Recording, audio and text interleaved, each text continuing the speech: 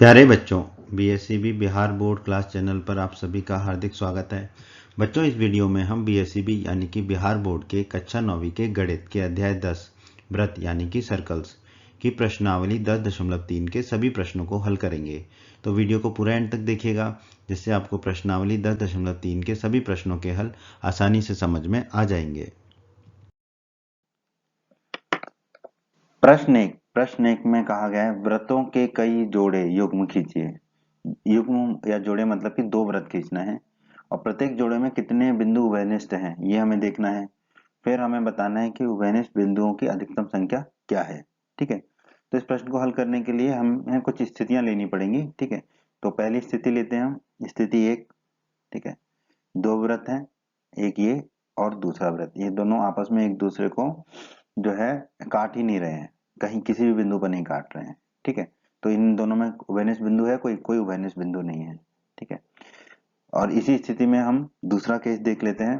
ठीक है, एक वृत्त है और उसके अंदर एक छोटा वृत्त है, तो क्या ये दोनों वृत्त एक दूसरे को काट रहे हैं? किसी भी बिंदु पर नहीं काट रहे हैं, तो उभयनिष्ठ बिंदु की संख्या यहाँ पर कितनी हुई? शून्य। ठीक है, तो स्थिति वन में शून्य उभयनिष्ठ बिंदु हमें मिले। इसी स्थिति लेते हैं। ठीक है, इस स्थिति में क्या है कि दोनों वृत्त एक बिंदु पर एक दूसरे को प्रतिच्छेद कर रहे हैं।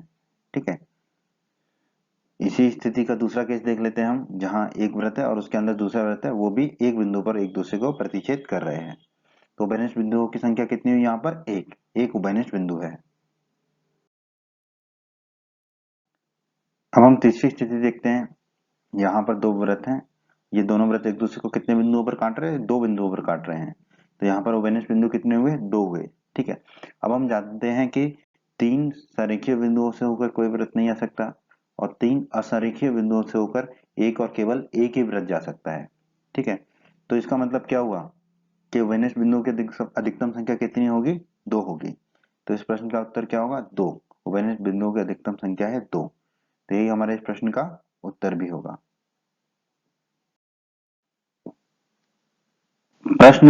प्रश्न दो में हमें कहा गया है कि मान लीजिए आपको एक वृत्त दिया गया है, एक रचना इसके केंद्र को ज्ञात करने के लिए दीजिए। ठीक है, तो आइए इस प्रश्न को हल करते हैं। कैसे एक वृत्त का केंद्र हम ज्ञात करेंगे? ठीक है, रचना, हमें एक वृत्त दिया गया है। ठीक है, वृत्त पर हमने दो जीवाएं खींचेंगे, ए बी और सी डी, कोई भी दो जीवाएं कैसे भी खींच सकते हैं। ठीक है, अब जीवा ए बी पर लंब समद्विभाजक पी क्यू खींचिए। ठीक है, तो जीवा ए बी पर लंब समद्विभाजक पी क्यू खींचना है हमें, तो हमें लंब समद्विभाजक खींचने का तरीका भी पता करना पड़ेगा पहले कि कैसे लंब समद्विभाजक खींचते हैं। ठीक है, तो ए बी पर हमें लंब समद्विभाजक खींचना है, तो ए बी से ए पर हम प्रकार की नुकीली नोक को रख के एक चाप खींचेंगे। ठीक है, ऊपर की तरफ। ठीक है, और जो प्रकार की दूरी होगी नुकीले भाग से पेंसिल की, वो ए बी से आधे से ज्यादा होगी, ए बी के आधे से ज्यादा होगी। तो हमने एक चाप खींचा, उसी प्रकार बी पर नुकीला भाग रखेंगे और चाप खींचेंगे ऊपर की तरफ। उसी प्रकार फिर ए पर नुकीला भाग रखेंगे और नीचे की तरफ चाप खींचेंगे, और बी पर नुकीला भाग रखेंगे और बी पर और नीचे की तरफ चाप खींचेंगे। ठीक है, और ये जो नुकीले भाग और पेंसिल की दूरी है वो ए बी के आधे से ज्यादा होगी। अब ये दोनों चाप जहां पर मिल रहे हैं, ऊपर और नीचे, ठीक है, उनको एक रेखा से मिला देंगे, उसको हमने कह दिया पी क्यू। अब ये पी क्यू जो होगा वो ए बी पर लंब समद्विभाजक होगा। ठीक है, तो ये लंब समद्विभाजक खींचने का तरीका है। इसी प्रकार अब हम सी डी पर लंब समद्विभाजक खींचेंगे। ठीक है, उसे हम आर एस कह देंगे। तो पहले तो जो है हम सी पर नुकीला भाग रखा और बाईं तरफ एक चाप खींचा, वो जो चाप होगा, ठीक है, तो जो प्रकार होगी वो प्रकार और प्रकार में नुकीले भाग और पेंसिल के बीच का जो दूरी होगी वो सी डी के आधे से ज्यादा की दूरी होगी। ठीक है, सी डी के आधे से ज्यादा की दूरी पर होगा। उसी प्रकार हमने डी पर नुकीला भाग रखा और चाप खींचा बाईं तरफ, फिर सी पर नुकीला भाग रखा, चाप खींचा दाईं तरफ, और डी पर नुकीला भाग रखा और चाप खींचा दाईं तरफ। अब जहां पर भी ये दोनों चाप मिल रहे हैं बाईं और दाईं तरफ, उन दोनों चापों को हमने उनके मिलने वाले बिंदुओं को आपस में मिला दिया, तो हमें एक आर एस रेखा मिली। ये आर एस जो है वो सी डी का लंब समद्विभाजक होगा। ठीक है, अब जहां पर मान लीजिए पी क्यू और आर एस जो लंब समद्विभाजक है ए बी और सी डी के, वो बिंदु ओ पर प्रतिच्छेद करते हैं। ठीक है, मान लेते हैं वो जहाँ प्रतिच्छेद करते हैं उस बिंदु को हमने ओ मान लिया, तो जो यह बिंदु ओ होगा वही वृत्त का क्या होगा? केंद्र होगा। ठीक है, तो यही वृत्त का केंद्र ज्ञात करने का तरीका है। प्रश्न 3 में हमें दिया गया है यदि दो वृत्त परस्पर दो बिंदुओं पर प्रतिच्छेद करें, ठीक है, तो सिद्ध कीजिए कि उनके केंद्र जो है उभयनिष्ठ जीवा के लंब समद्विभाजक पर स्थित होते हैं। तो जो हमें दिया गया वो लिख लेते हैं हम। दो वृत्त, एक वृत्त ओ केंद्र वाला और दूसरा वृत्त ओ डैश केंद्र वाला हमने मान लिया, और दिया गया कि ये दो बिंदुओं पर प्रतिच्छेद करते हैं, तो उन दो बिंदुओं को हमने मान लिया ए और बी, ठीक है। तो ए बी क्या होगी, हमारी उभयनिष्ठ जीवा होगी। तो हमें सिद्ध करना है इस प्रश्न में कि दोनों वृत्त के केंद्र जो है वो उभयनिष्ठ जीवा ए बी के लंब समद्विभाजक पर स्थित है, ठीक है। तो ये ओ और ओ डैश जो है वो जीवा ए बी के लंब समद्विभाजक पर स्थित है। इसका मतलब क्या हुआ, हम मान लेते हैं कि ये जो ओ और ओ डैश है वो ए बी को बिंदु एम पर काटता है, ठीक है। तो हमें क्या सिद्ध करना है कि कोण ओ एम ए और कोण ओ डैश एम ए, ये दोनों कोण कितने के होंगे, 90 डिग्री के। तभी जो है केंद्र जो है उभयनिष्ठ जीवा पर लंब डालेगा, ठीक है, और फिर समद्विभाजक पर भी स्थित है। इसका मतलब जो केंद्र से लंब डाला गया है जीवा पर, ठीक है, जो केंद्र से जीवा पर लंब है वो जीवा को दो बराबर भागों में बांट रहा है। इसका मतलब एम ए बराबर एम बी होगा, एम ए और एम बी आपस में बराबर होंगे। ये हमें सिद्ध करना है इस प्रश्न में। इस प्रश्न को हल करने के लिए हमें कुछ रचना करनी पड़ेगी, तो हम पहले वो रचना कर लेते हैं। केंद्र ओ और बिंदु ए को जोड़ें, ओ और ए को जोड़ दिया। केंद्र ओ और बिंदु बी को जोड़ें, केंद्र ओ और बी को जोड़ दिया। केंद्र ओ डैश और बिंदु ए को जोड़ें, केंद्र ओ डैश और बिंदु ए को जोड़ दिया। और केंद्र ओ डैश और बिंदु बी को जोड़ें, तो केंद्र ओ डैश और बिंदु बी को हमने जोड़ दिया। उपपत्ति, आइए अब हम इसको सिद्ध करने का प्रयास करते हैं। तो त्रिभुज ए ओ डैश ऊपर वाला त्रिभुज और त्रिभुज बी ओ ओ डैश नीचे वाला त्रिभुज, इन त्रिभुजों में देखते हैं हम ए ओ बराबर बी ओ, ए ओ और बी ओ आपस में बराबर होंगे। क्यों, क्योंकि ये एक वृत्त की त्रिज्याएं हैं जिसका केंद्र ओ है, और ये भुजाएं हैं तो हमने लिख दिया एस। ओ ओ डैश बराबर ओ ओ डैश, ठीक है, ओ डैश के तो बराबर ही हो क्योंकि ये उभयनिष्ठ भुजा है, ठीक है, एक ही भुजा है, ये भुजा है तो हमने लिख दिया एस। फिर ओ डैश ए बराबर O dash B, O dash A बराबर ओ डैश बी, क्यों, क्योंकि ये भी एक वृत्त की त्रिज्याएं हैं जिसका केंद्र ओ डैश है, भुजा है तो हमने लिख दिया एस। अब एस एस एस नियम से ये दोनों त्रिभुज सर्वांग हो जाएंगे। क्रम के लिए क्या करेंगे, हम सभी भुजाओं के पहले अक्षर को ले लेंगे, दाईं बाईं तरफ भी और दाईं तरफ भी।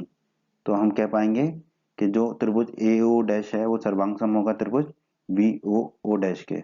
किस नियम से, एस एस एस नियम के द्वारा। अब हमें पता है अगर दो त्रिभुज सर्वांग सम है तो उनके संगत भाग बराबर होते हैं, तो संगत कोण भी बराबर होंगे।